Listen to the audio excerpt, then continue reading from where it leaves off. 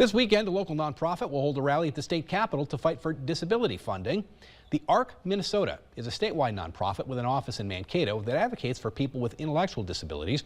The group says that proposed cuts to health care programs like Medicaid would also see cuts to disability programs like the University of Minnesota Institute on Community Integration, the Governor's Council on Developmental Disabilities, and the Disability Law Center, among others. On Saturday, the group will rally in St. Paul to protest those cuts, and we'll see speakers from both sides of the aisle, including Senator Tina Smith. These programs and services through the Developmental Disabilities Act are life-saving critical supports to disabled people across the state, and that these cuts would harm people and would be hurtful to not only people with disabilities, but to the entire state of Minnesota. The group will gather at the Minnesota State Capitol Mall this Saturday at 11 a.m.